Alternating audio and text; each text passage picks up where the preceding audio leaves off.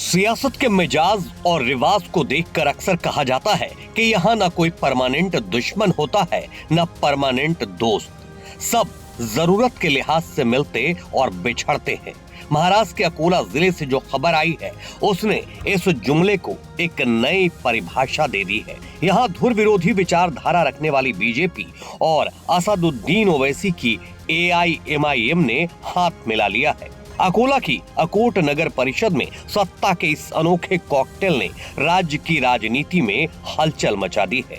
दरअसल अकोट नगर परिषद के हालिया चुनावी नतीजों में किसी भी एक पार्टी को स्पष्ट बहुमत नहीं मिला। 35 सीटों वाली इस नगर पालिका में 33 सीटों पर चुनाव हुए, जहां भाजपा सबसे बड़ी पार्टी बनकर तो उभरी, लेकिन सत्ता की चाबी उसके पास नहीं थी। ऐसे में भाजपा ने एक ऐसा मास्टर स्ट्रोक खेला जिसकी कल्पना किसी ने नहीं की थी।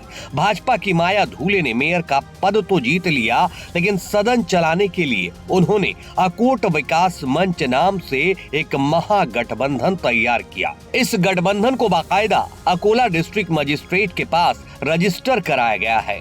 सबसे हैरान करने वाली बात यह है कि इस मंच में वे दल भी साथ हैं जो एक दूसरे का चेहरा देखना पसंद नहीं करते। जहां भाजपा बटेंगे तो कटेंगे जैसे नारों के साथ हिंदुत्व की राजनीति करती है, वहीं AIMIM मुस्लिम हितों की बात करती है। लेकिन यहाँ दोनों पार्टियां मंचों से एक दूसरे को कोसने का कोई मौका नहीं छोड़ती। लेकिन अकोट में विकास के नाम पर दोनों के झंडे एक साथ लहरा रहे हैं। इधर महाराष्ट्र में शरद पवार और अजीत पवार के बीच की राजनीतिक जंग जग जाहिर है, लेकिन अकोट में दोनों गुटों के पार्षद एक ही गठबंधन का हिस्सा बनकर साथ बैठे हैं। शिंदे की शिवसेना और उद्धव की शिवसेना के बीच की कड़वाहट भी यहां आकर खत्म हो गई।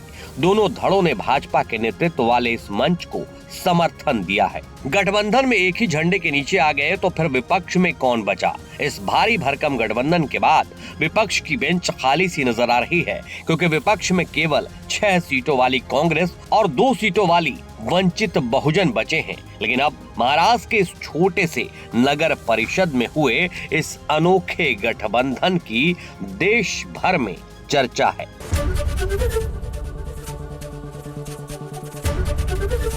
ABP गंगा, खबर आपकी, जुबान आपकी।